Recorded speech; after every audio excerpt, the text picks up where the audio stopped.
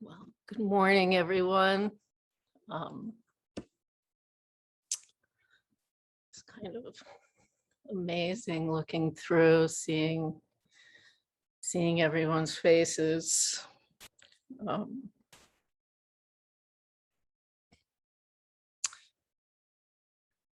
was thinking of Shuso's words this morning after breakfast. I love this. What flavor did you wake up with this morning? You know, it's amazing because we have so many different things going on and thinking about and this and that. And we know or don't know so much. We never really know what flavor we're going to wake up with in the morning. What's just going to be there. It was a very beautiful morning here in Staten Island. It was so nice that it was cool enough to not have the AC on. And there was just that kind of soft rain and the sound of the swishing of the cars passing, but not many.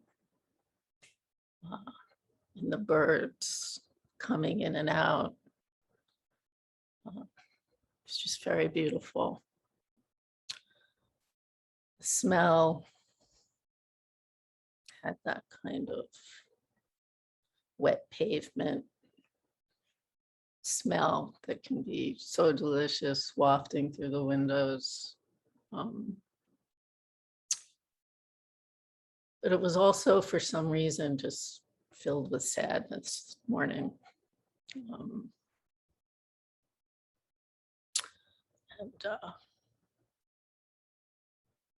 Part of it, but certainly not all of it. You know, I'm not reading the news right now, but I just got this alert, you know, about some other part of Afghanistan was just overrun by the Taliban. And I don't know, my heart was just really going out to Afghanistan, just imagining what that must be like right now.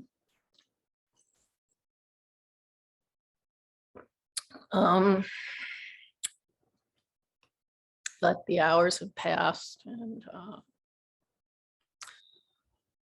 I guess now I'm feeling a little more anxious than sad.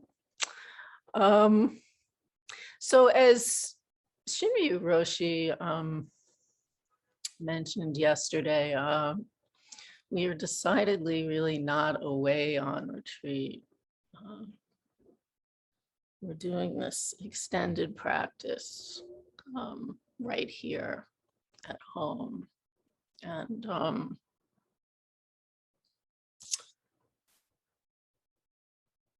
you know, it is, I'm finding, much more difficult than going away. Kind of leaving all this behind.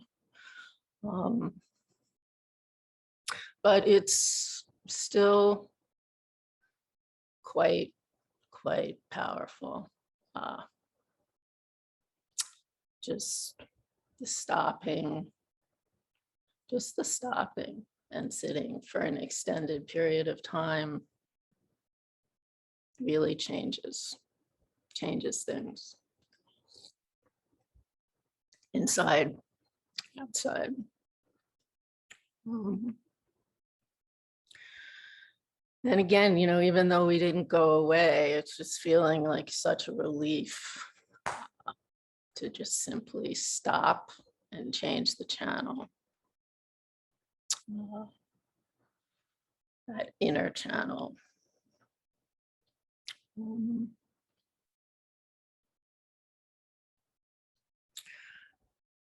know, again, you know, everybody these days, because how can you not, it's just, you know, referring to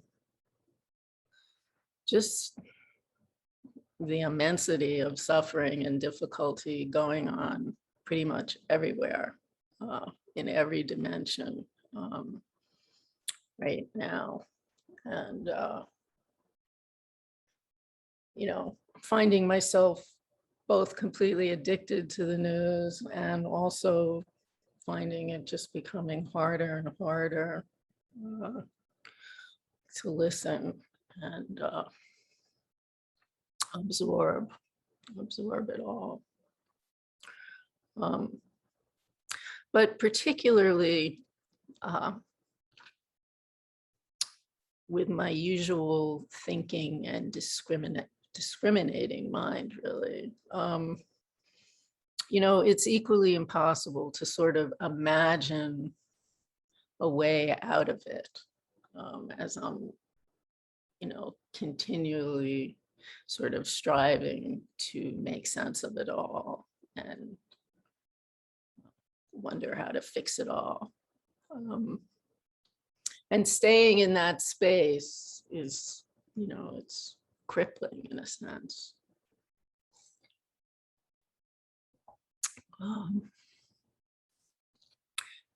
But I think, you know, as Shinryu was saying, you know, Dogen's instructions to the cook, even though written hundreds of years ago, offers us some good advice or recipes for how to more skillfully be in our lives right now, in this world right now. Still paying attention to and using every ingredient that's available and present to us, trying not to leave anything out. You know, I find it kind of interesting in his instructions that actually the meal itself seems almost secondary to its preparation, the making of it and the sharing of it. At the end, it doesn't even really matter what it tastes like, as the monks' mouths are like furnaces, he says. All will be digested, used, and appreciated. Liking or not liking are just besides the point.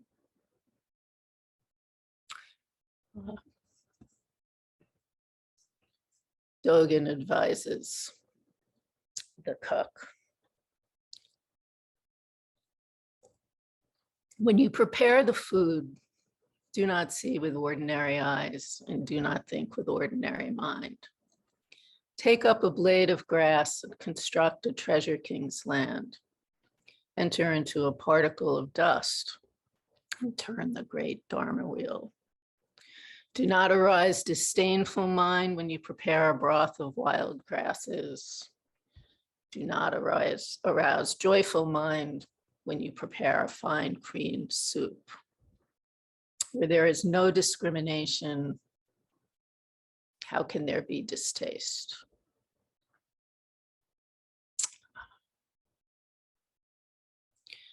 The very outset of his cooking instruction, Dogen lets us know that how we see and the quality of mind that we're inhabiting is the starting point, is what's of utmost important. Has nothing to do with the externally determined value of what we're using or what's there. Do not see with ordinary eyes. You know, he's not telling us that we need to get some very expensive special glasses or acquire some very rarefied special mind to see and cook like a Buddha. In a sense, it's the opposite. We could say that he's actually asking us to take our glasses off altogether,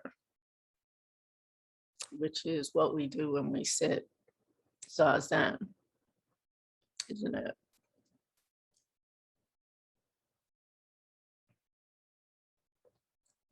In preparing the meal, it's best to cook with our non-discriminating mind, our mind that just simply sees clearly but doesn't judge, notices but doesn't condemn, and also doesn't hold up.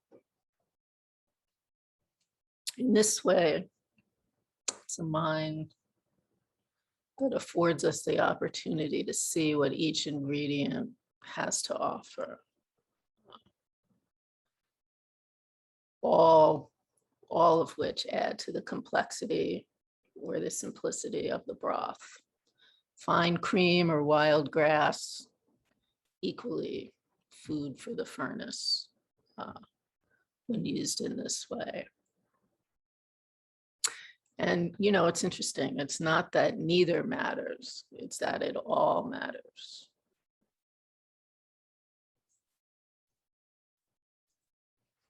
I remember hearing a very renowned great French on one of those cooking shows. I can't remember his name, saying once that you can tell a great chef by how well they cooked eggs, you know.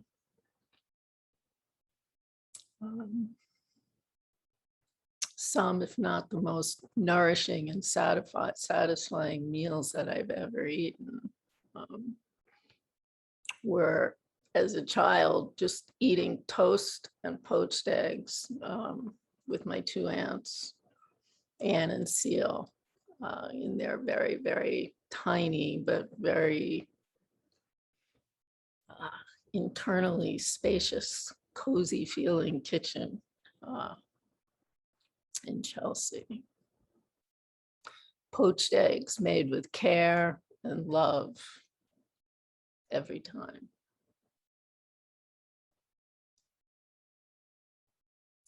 So whatever we're doing, no activity is too small or unimportant for us to enter into with our full and open attention. I remember many, many years ago when I was in graduate school, we had this guest, Potter Walter Ostrom, come, and he was a really important ceramic artist in this country, in ceramic history. He was one of two people who really brought earthenware, the decorative tradition of and color ceramics into this country in the 60s and the 70s, when everything was sort of heretofore much more subdued and off the kind of Bauhaus and Japanese aesthetic. But anyway, he was talking about, he made these flower bricks. So they're these kind of simple pots and then these braided tops so that you could put different flowers and each flower would stand differently. You know, there would be like, I don't know, 20 to 30 spaces between all these strips. And laying on the strips was just making the strips and then laying on the strips. It's just incredibly time consuming and labor intensive, and not particularly creative, one might think. And so people were asking him, you know, why don't you, because he was certainly in a position where, you know, he could have assistance. Why don't you get somebody else to do that piece of it? You know, why are you doing it? And, you know, it reminded me of the young student asking the Tenzo, why are you getting the mushrooms? And he just said, you know, you don't understand. This is actually one of the best parts. You know, this is where the ideas are born. You know, it's kind of in this space often of doing what we take to be unimportant. That in a sense, the mind can just relax and let go because the hands and the intention and the body is engaged.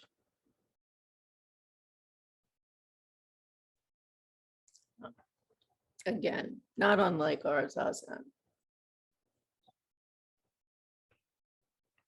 So, however we're taking care of inhabiting, our spaces, how we're attending to our jobs, how you maybe making and drinking, your coffee or your tea, how we're all commuting, how we're talking to whomever we encounter along the way, etc., and so on. This is all to do, this text, with just how we simply are in our lives as they unfold day by day.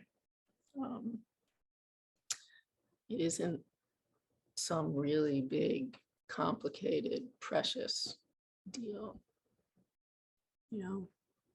Are we really here, open and curious, as if we've never done this day before? In my own work as a potter, I try to hold this instruction as a guiding light, to remember that I am in fact making this cup, this specific cup, for the very first time, even if I've made probably thousands of cups before.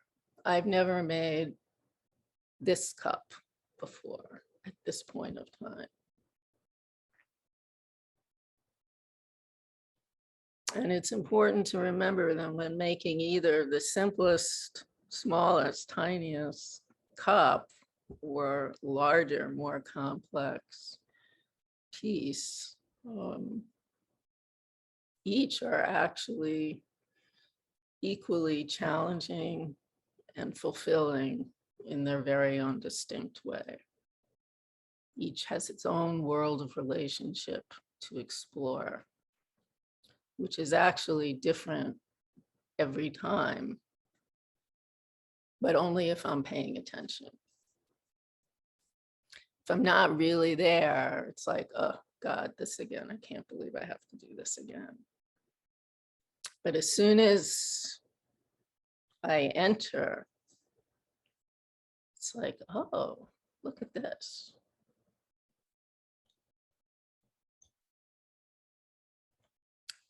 Dogen says at the end of the paragraph that if it's difficult for us to cook like this without or discriminating ordinary mind, it's because our thoughts run around like a wild horse and our feelings jump about like monkeys in the forest.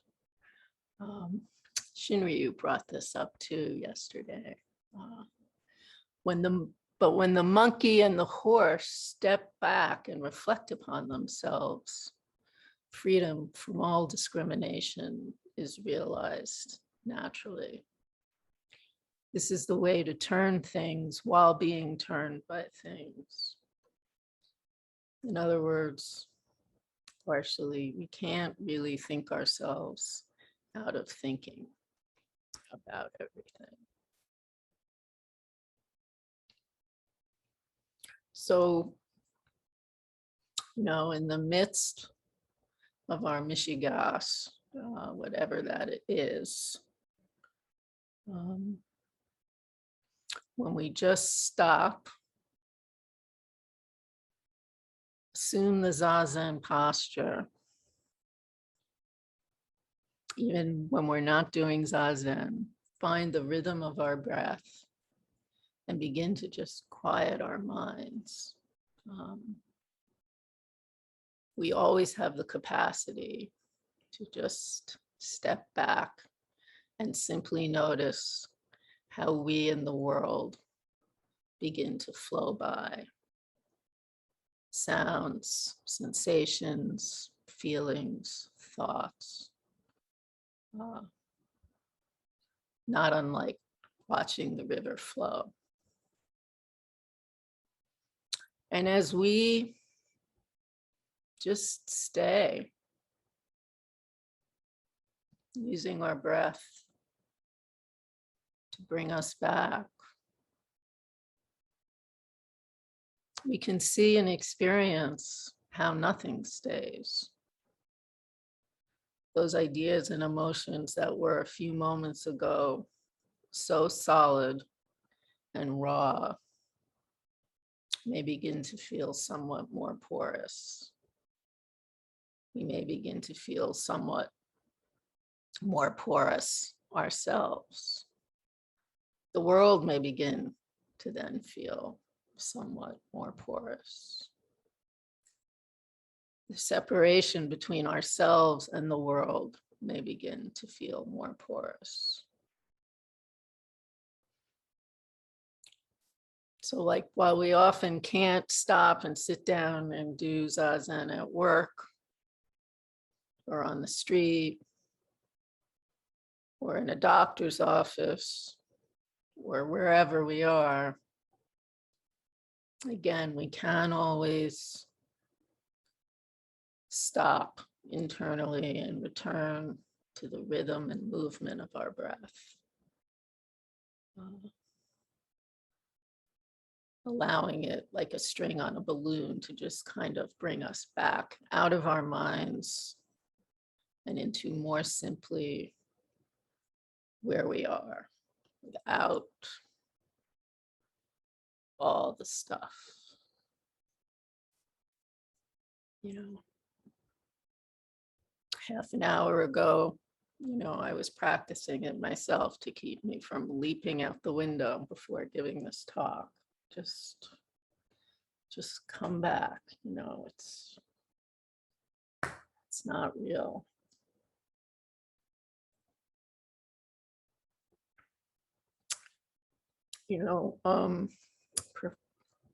Perhaps like many of you who were not kind of working on the front lines during this time of COVID, I was obviously interacting with people much less.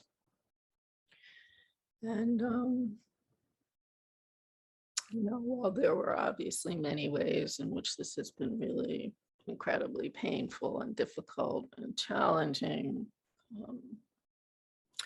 there has also been something very freeing about it for me.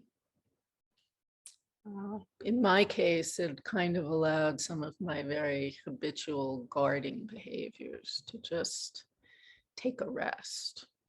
And then perhaps give me a little bit more opportunity to see them more clearly when they would arise and kind of kick into action when I was having to interact with people, because I just wasn't in that automatic functioning mode in the same way.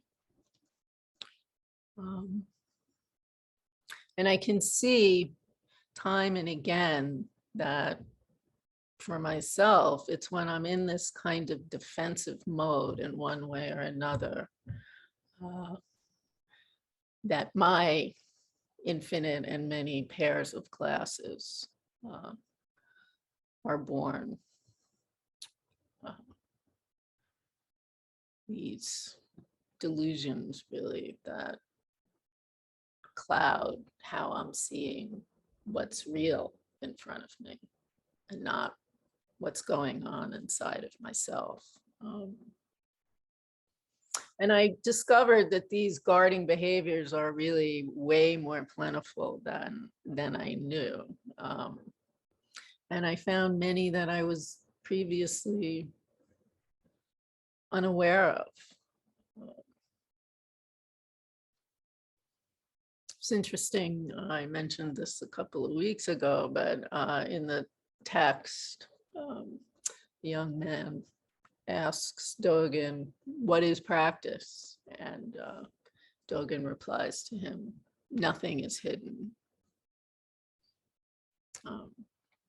And it just never ceases to amaze me how when we're lost, or when I am lost in my habitually churning ordinary mind,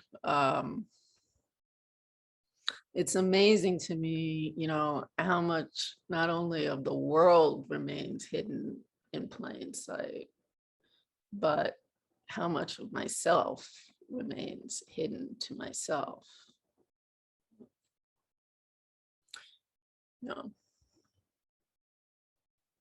But that said, there's very, very real reasons why, we learn to guard ourselves, and why we needed glasses to survive.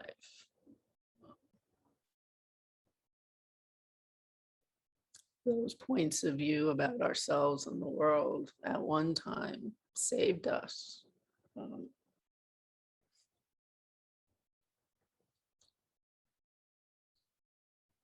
And they're so deep that we actually don't even see them as being points of view, or ideas.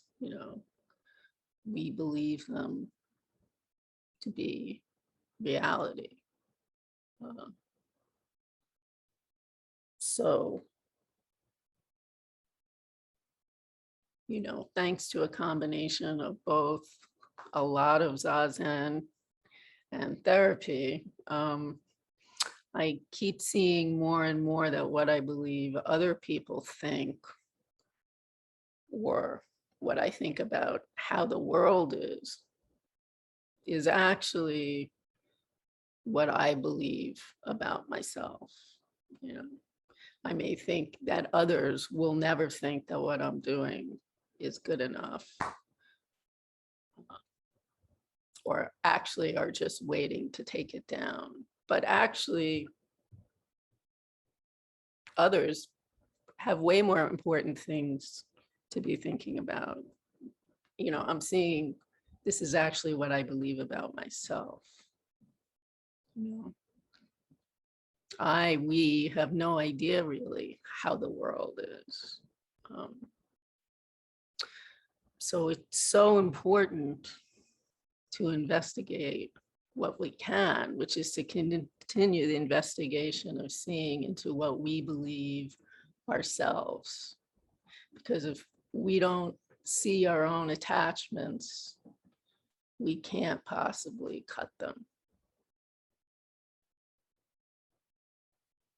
So when I sense the monkeys and the horses in my mind jumping and beginning to run around with ideas and opinions about the world, or keeping it closer, simply other people in my life, I'm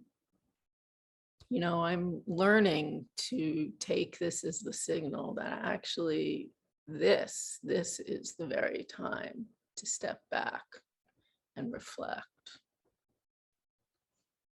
And I know the monkeys and horses are running wild when I'm uncomfortable. And particularly when I'm comfortable in a very habitual way, and it's like, oh my God, I can't believe I'm feeling this again, or this is coming up again, or even if I don't know what the whole story is, the feeling or the sensation is just familiar. It's very old, and it's usually some unnamed anxiety, fear, or anger.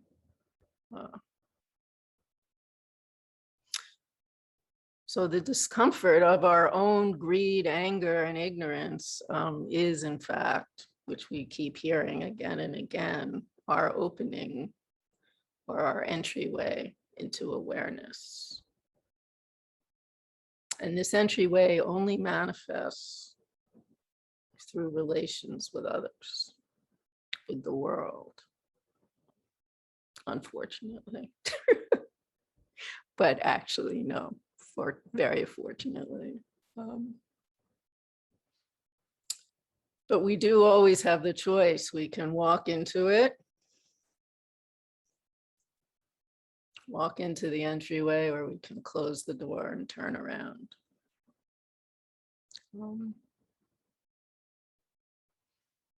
Entering, we simply sit, open ourselves, and notice what unfolds, without an agenda, without judgment, not thinking there's something wrong needing to be fixed, but with curiosity and compassion. And I would say where it is the most tender and fierce, and therefore likely the most blinding, you may need help doing this.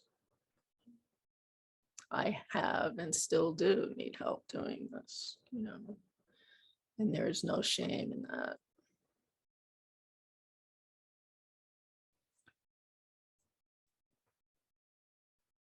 So as we begin to see what's happening under the surface more clearly, we can usually also see that we haven't seen it because it is hidden. Well, what I meant to say is we can usually also see that we haven't seen it, not because it is hidden, but because we haven't seen it. We're so easily wrapped up with whatever's going on, our beliefs, our thoughts, our feelings, that we just miss what's right in front of us. Reality hidden in plain sight. And in this way, we look for water, as that famous saying goes, even as we're standing in it. Believe and think it should be, must be something else other than our lives, just as they are.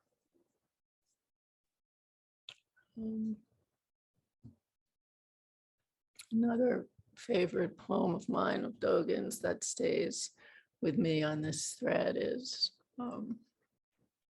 break open a single particle and all the sutras grow clear. The great merit wheel of the dharma turns as a whole. The womb of a donkey gives birth to a noble horse.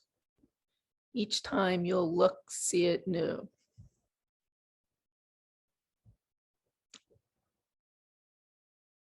I should say, each time you look, you'll see it new.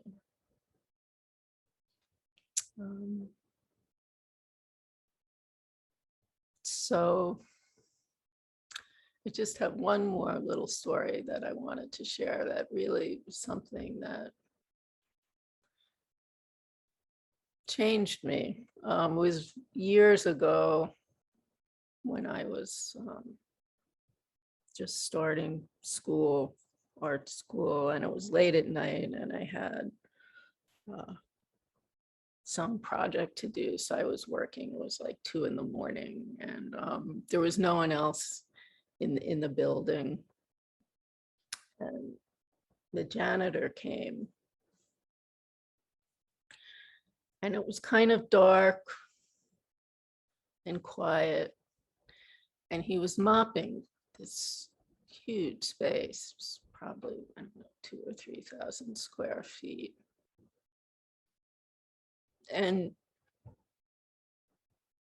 he was really so quiet.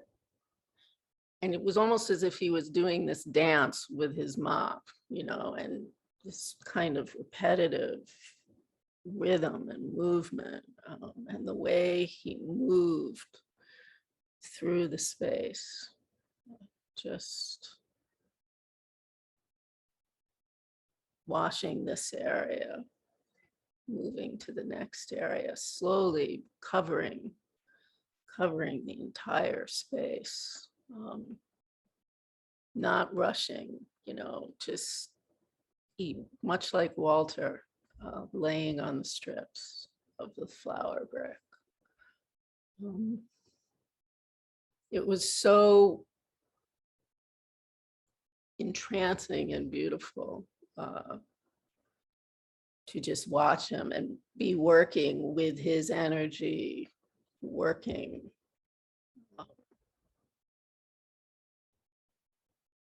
That it sort of embodied the mystery.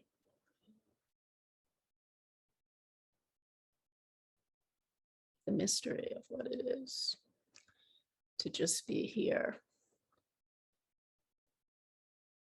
and to really care. So I encourage you all to break open a single particle. You don't even need to break it. Just open the door to the temple of the mind, because it's always right here. Thank you for listening.